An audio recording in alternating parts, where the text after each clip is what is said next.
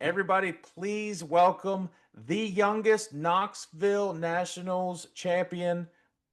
Just won it this year, Ryan Timms. All right, Ryan, well, welcome to the show. How's it feel to be the youngest Knoxville Nationals winner? It feels pretty good.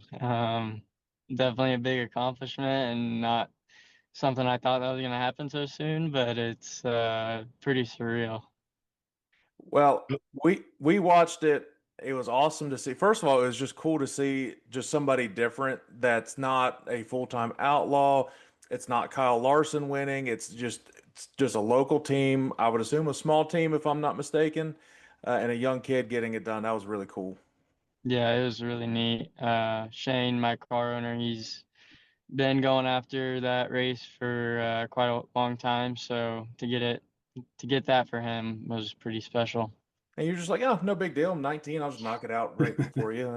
That's cool. Yeah, Well, it's just hard to believe, Or you're honestly. 18. Are you 18 or 19? I just turned 19 yesterday. Gosh, making me feel old. So you're wow. 18 when you won it. So that's what Yeah, really matters. yeah. But and speaking of your car owner, there's a lot of race teams that have been trying for decades and decades and never won that race. So that's pretty awesome. But how long did it take before the whole scope of everything actually settled in that, hey, I just won the freaking Knoxville Nationals? Yeah, it was kind of the whole week after was, well, pretty much the next three, it probably took 3 or 4 days to really register in your mind that you just did that. It was just kind of like a lot of, uh, it's really hard to believe, I've been going to that race. I'm 18 now, and I've been going to it since I was 11 or 12. And I think the first time I went, I was about 12, 13. And um, you know, I always thought I could eventually win it, and that was like kind of a end career goal, like something a race to win at the middle to end of my career. And um, it's still just so. I the trophy's in the shop, and I look at the trophy all the time, and it's just like, man, if I were to be tell myself a few months ago that I'd be looking at a Knoxville Nationals trophy in the shop, never would believe you. And it's just really remarkable. Well, Well, speaking of your career, so what have you raced in the past brought you up to obviously 410s now? So I know a lot of kids start. I mean, winning the Knoxville National, I assume you've been racing your entire life. Yeah, I've been racing since 2016, so nine years ago, and I would have been 9 years old. So most of my life. And yeah, I started racing little junior sprints. They're basically the go-kart version of micro sprints. And I raced those for the first 2016, 2017, first 2 years I raced. And then we slowly moved up through the micro rank, well, not slowly, pretty quickly through the micro ranks, and ran all the micro classes. And I always raced all of them at once. I ran the restricted micros, and then both stock classes, and then both outlaw classes if we could. We'd normally race 4 or 5 classes a night everywhere that we went, and at least at my local track, Fort City and I-44. And um, then I did that for 3 years, and then we slowly transitioned to the sprint car and midget stuff. And then this year is actually the first full year I'm only doing sprint cars. Was this the first year you even hopped into a 410 or Yeah. Sorry about that. no, you're good. So, was this the actual first year that you got to hop into a 410 race, or you've been racing 410s a couple years now? I know No, some I've been states you can race younger. no, I've been racing 410s for 4 years. Oh, okay. Oh yeah, my first 410 race was 2021, and we did mainly 360 stuff, and then just a little bit of 410 and a little bit of midget stuff in 2021. And then 2022 I moved up I'm pretty sure I went pretty much full 410 with a handful of 360 races and a handful of midget races. And then 2023 was when I probably should have went full time 410 racing, but I got offered to do the KKM midget deal, and I went and did that for 2 years, and then now we're full time sprint car racing. Yeah, Now, that's awesome. Yeah. uh, we were out at the end of May. It was for my brother's National Hall of Fame induction. So we were at the race, which you won that night. I don't know if that was your first win of the year at Knoxville or not, but unfortunately, we had a super early flight the next morning, so we left after the non-wing show. And my dad and my family, the only thing they talked about, that kid in the 10 was the show. They said he was up on the wall. They said that was an impressive run. So my dad does not give a whole lot of compliments out. So take that for what you will. But Yeah. he said that was the highlight of the night, watching you run that thing. So I know you just got your first win at Knoxville earlier this year, so that's impressive, and you almost make it look too easy, man. Yeah, well, I appreciate it. It's cool to hear. Yeah, well, a lot of people that really don't know sprint car racing, they have their own blogs and things. They're like, well, Ryan started on the pole in Knoxville. He led every lap. Yeah, yeah, he did. It doesn't come easy. And they're Right. like, oh, if he starts on the pole, there's no. Listen, as an 18-year-old kid leading every single lap of the Knoxville Nationals and not messing up, making a wrong turn, screwing up on restarts, going against the best of the best, no, that is one of the most impressive feats I have seen in sprint car racing in a while. So, yeah, that was really cool. Yeah, I appreciate it. There's, no matter what you do, I could win 5 Knoxville Nationals, and there's still gonna be people that, don't think I deserve it or whatever. So it's Well, I think people are just like, oh, it's just because they started on the pole. I'm like, that's what you have to do to win Knoxville. You got to start yeah, at the top. You got to start at the front. Otherwise, yeah, you just don't have a chance, and yeah. it just doesn't happen.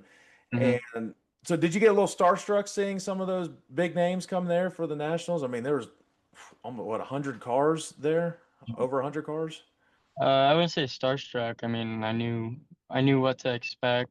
I know that that's where all the best sprint car drivers in the world go, and that is the really the it's the biggest sprint car race in the world, I would say. For sure. Probably the toughest. And I knew that I did have a shot at winning the nationals, and I knew that I believed I could do it. Um, but it's kind of a little bit of not false belief, but just like if you're gonna have any shot at winning, you have to believe it on some level. And I knew I was really fast there all year for the local stuff. I knew realistically I had before prelims and everything, realistically I had a good shot of running top 10, top 5 in the nationals feature. Um, and then once we ran our prelim night and I was sitting really good in points and realized I probably wasn't starting any worse than third, that I had a realistic shot at winning the nationals. And um, I seen someone told me a stat that I think the last, I don't know, it was a crazy number. I want to say like 5 to 10 nationals have been won from the first 3 starting spots. So hearing that made me feel a lot better. And, you know, just getting a front row starting spot increases your odds of winning so much. So, everyone on prelim nights, or on the prelim nights, everyone starts on the same level of playing field, and everyone has the same opportunity to um, have a good run and put yourself in a good position for Saturday. So we had a really good prelim night, and that was the main focus at the time, was just getting through the prelim night good and getting a good starting spot, and then whatever happened after that happens. Yeah, there's people that think they should change the format of the Knoxville Nationals, and in my opinion, I disagree. I don't see why. If you do everything right, your prelim night, you got to time trial good, you got to run well in your heat, you got to finish real good in the A main. Why should you get penalized for being the best on your prelim night? So I disagree. It should change. Mhm. I mean, you kind of see where people want to see a pass for the lead, but it is what it is. And we've raced plenty. I've lost more races starting on the front row than I probably won. So it's not you still have to be perfect. And like Zach said, you only had guys like Kyle Larson and David Gravel and Brad Sweet and Rico Abreu right behind you, and at no point you never missed a wheel, never slipped a tire, never jumped the cushion. I mean, you did everything perfect. So I mean, it's to more than deserved that win. But like they have the red flag halfway. Now, did you make any changes to your car? I know when you're out leading, it's really hard to make any kind of change. Mhm. Whether or not it needs it or not. You're doing so well. You're afraid to change anything. Did you make any major changes? No, no changes were made at all. They changed the right rear and left rear, put a new right rear and left rear on, and then topped it off with fuel and put the engine heater on for those 4 minutes just to cool the motor down because it was running a little hot. But aside from that, they didn't make any changes, and I didn't move my wing one time that entire race. So Wow. that says a lot about how good the race car was. It shows that how good you were that when you're watching the highlights of the Nationals on the World of Outlaws YouTube, they barely show you because you're so far out in front. I'm like, oh well, I mean, can we at least see the kid get through lap traffic some? And which they just showed some of that, which that was definitely impressive to see because not everybody can get through lap traffic. Well, one person we've had on the program before, Sammy Swindell, you probably heard of him. Yeah. Uh, he obviously legend in the sport, Hall of Famer. His biggest thing that I really took away from that is that don't when you're raising when raising kids and getting them into racing, don't have them jump into a series too soon. Make sure they get their confidence up. Well, I mean, clearly you got your confidence, but did it help getting your confidence up racing more and more at Knoxville, preparing you for the Nationals? Because people just don't go into Knoxville. We've talked about this a lot. People just don't go into Knoxville and win for like right away. You've got to. It's a whole different beast of a Mm. track. So obviously you won there in May. Is if you raced there, I guess numerous times before, kind of made Yep. you even more comfortable for the Nationals. Yeah, for sure. We raced, I don't know, probably 10 times ish before that at Knoxville and weekly shows, and I won, I think, four 410 shows there and one 360 show. And I think I was going into nationals tied with Rico for the most wins in Knoxville that year.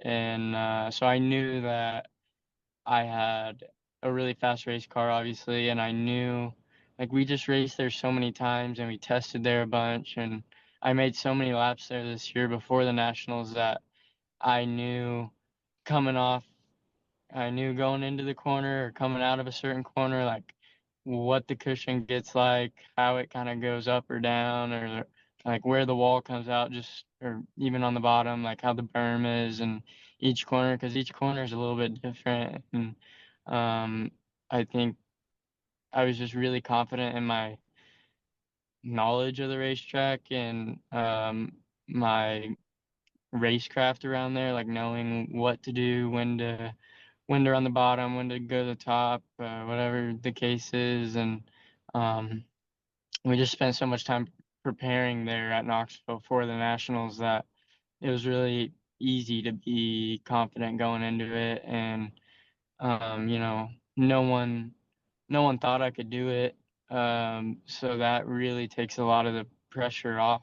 Is for me, when no one believes in you, then obviously my team and like the people around me did, but aside from that, no one really thought I could do it. So I didn't really have anything to prove. No one thought I could do it, so I didn't have anything to lose, and there wasn't a whole lot of pressure behind it. And I just did the best that I could and let whatever happened happen. And I guess it was just meant to be.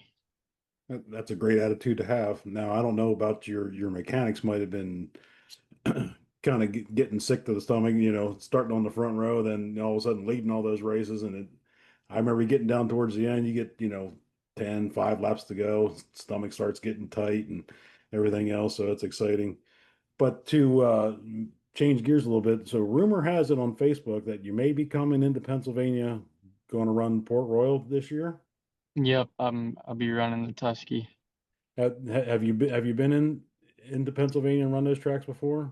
I run quite a few Okay. EA tracks, only once at most of them, but I ran Port Royal probably 5 times at least. So that's the track I have the most laps around in PA. So Well, I'm gonna say if any of them are even remotely similar to Knoxville, Port Royal's probably the closest. I mean, Williams Grove's a completely different animal. So I mean, you obviously like the big fast half mile. So I think you'll do good there. Make sure you head up in the fair, go get some of that good uh, fair food they got going on up there for the Tuscarora 50. And yep. yeah, you're going to bring a lot of T-shirts. You're going to sell a bunch of Yeah. shirts up there. Everybody's pretty excited in Pennsylvania that you know anytime a PA, well, the PA guys, if somebody can beat the Outlaws, Hmm. you're already high on their book. So make sure you bring your shirts in for them. You're going to sell a bunch of them. Yeah, we're bringing our t-shirt trailers, so I have plenty of shirts.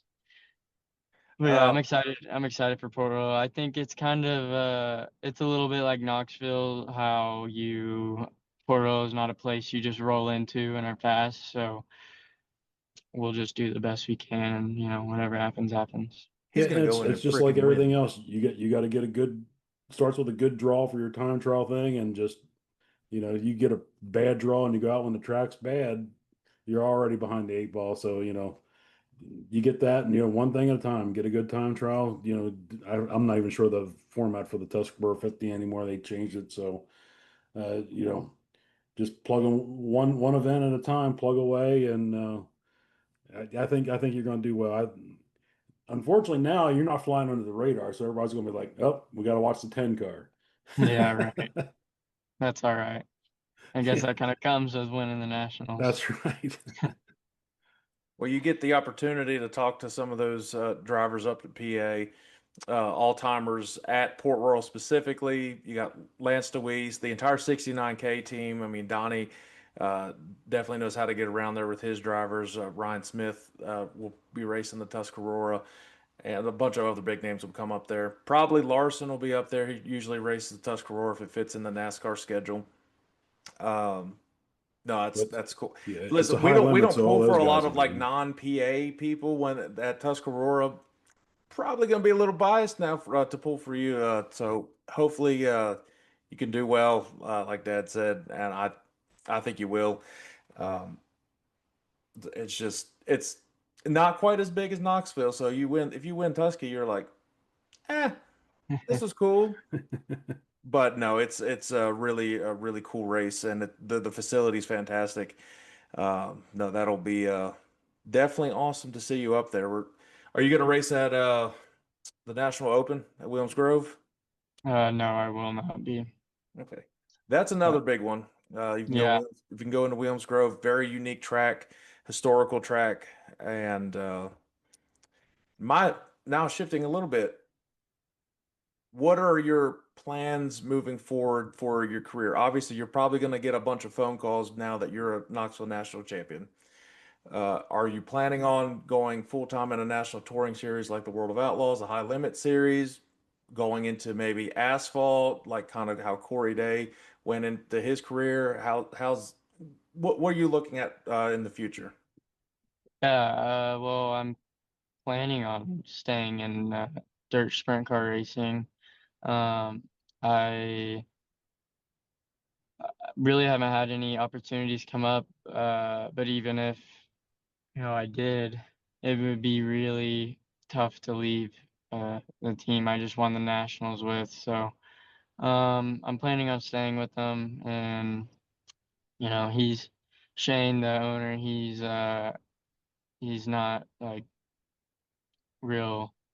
If any opportunity that comes up, I'm gonna run it by him and just see what he thinks, and then he's gonna, give his honest opinion and tell me whether or not he thinks I should take something. And but it's gonna be, I mean, it'd have to be a pretty sweet deal to get me away from this. So I'm planning on staying with these guys, and then next year we really haven't talked a ton about next year. We're gonna race together next year, but um, the question actually got brung up a few hours ago, like what races we're gonna run, stuff like that, and we know we're not doing a series, just because of Shane's funding, and we don't really have the manpower to do that. But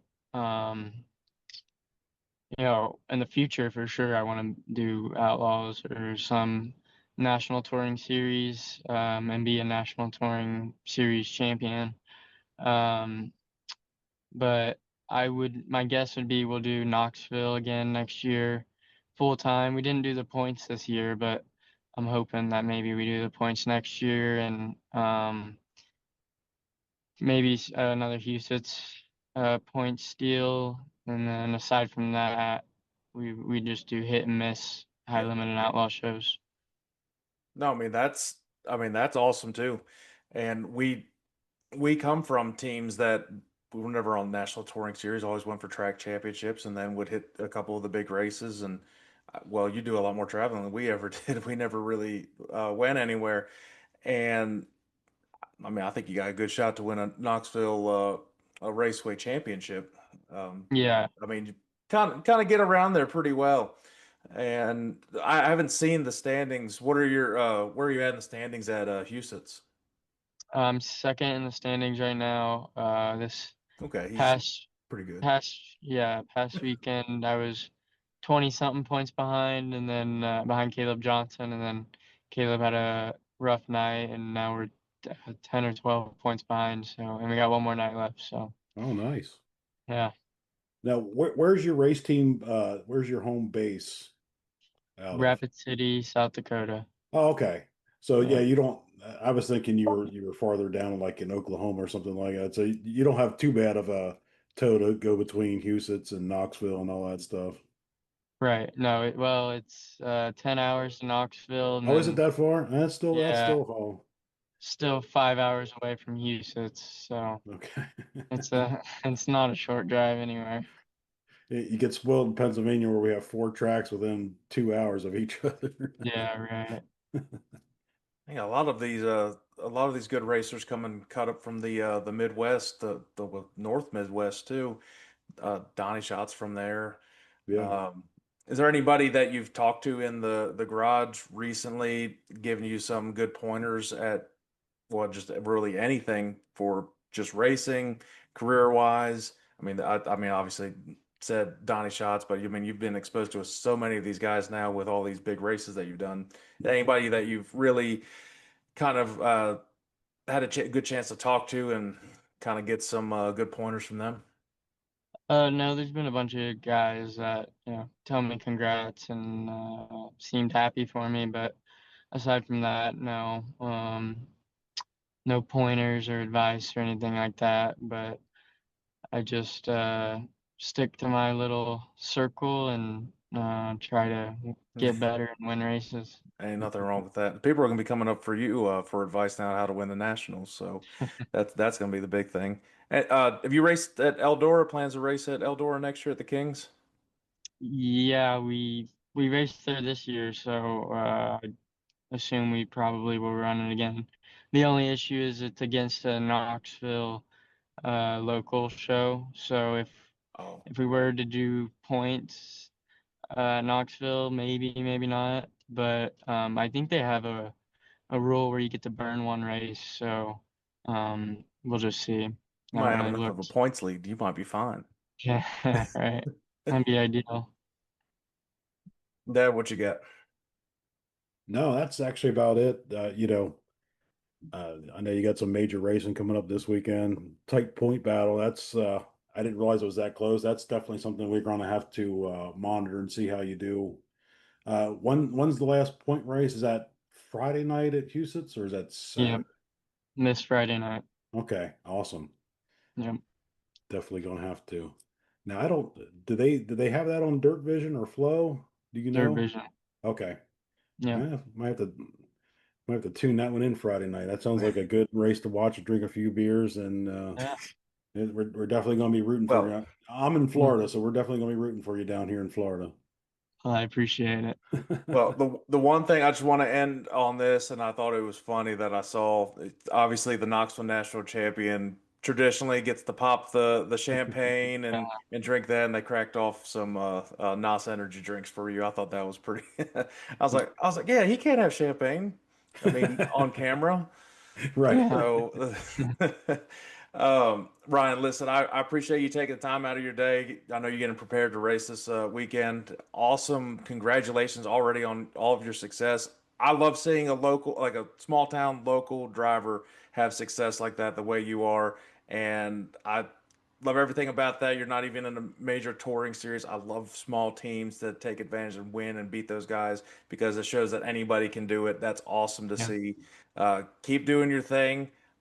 Looking forward to seeing you race a bunch of races coming up to Pennsylvania.